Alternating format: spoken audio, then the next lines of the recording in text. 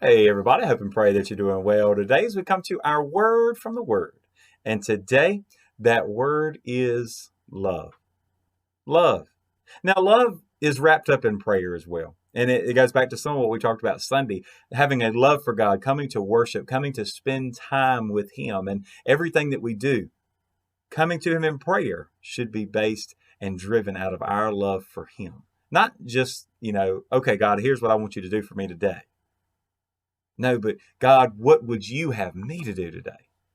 Because God, I'm at your mercy. I'm here to serve you because of all that you've done for me. That's that love that's there. So today, continuing in Numbers chapter 12, talked yesterday about, God listening to Miriam and Aaron complaining about Moses, complaining about his wife, but that really didn't have anything to do with it. They were complaining because they were jealous. They didn't really want God to, you know, favor him more than them. That's what it all boiled down to.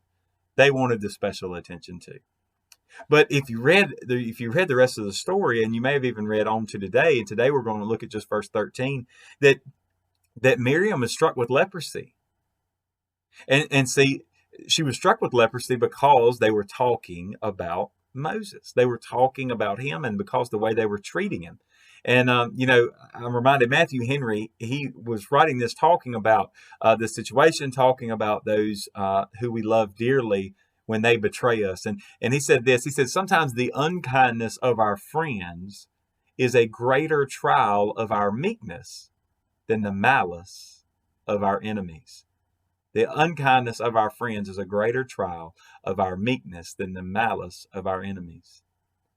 It makes a little bit stronger point to think about what all's going on when someone that he loves dearly is talking about him, but then she's struck with leprosy.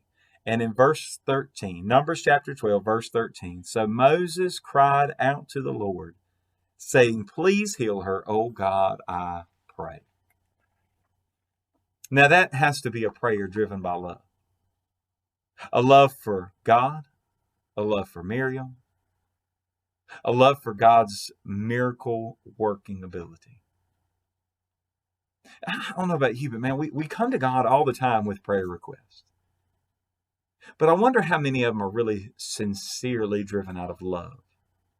I miss his sister. He didn't, at this point, it really didn't bother him the things that she had said. Yes, I mean, it broke his heart. It upset him. And it probably, he had all kinds of things already going on just from the previous chapter. All this going on with the people, and he's struggling with the complaints, and he's getting upset with God, and he's questioning, God, what are you doing? And God, can you really? The beginning of the week, this week, we talked about how he thought that God was limited. And now he finds out that those he loves dearly are talking about him behind his back. And now he finds out that a sister that he loves is paying dearly for what she had said. Now, some will look at this and say, hey, all sickness is because of sin. Well, look, you can go back to the garden. All sickness is because of sin. You can also go to Job and see that he was a righteous and just man, an upright man, and he suffered dearly and had done nothing wrong. So don't ever try to base anything, any theology off of like one verse, something like that, saying, okay, well, if you're sick, then you must have sinned. No, I can tell you, if you're sick, then God's going to be glorified one way or the other, because that's everything. You remember the man that Jesus healed in the New Testament? Well, was he born blind, or did he? Why was he born blind? Was it his sin or the sin of his parents? And Jesus says it's so that Jesus could be glorified right now. So everything that we go through is so that Jesus will be glorified, even as hard as that is to understand sometimes. But I say all that because this is all driven by love. He loves his sister, and at this point, he loves her to the point that he forgives her and just wants God to heal her. But I wonder how often we come to God in prayer like that. Not just for our friends and family, but what about for the lost? God, I love them. Would you please save them? Now we know that God desires to save them. God, would you please open their eyes so that they'll see you? And we know that's God's desire. It was God's desire in this situation to not have to punish Miriam, to not have to show her the error of her ways. But just like any good parent, he had to discipline his child. But the key I want us to focus on today is, do we love others enough to pray for them?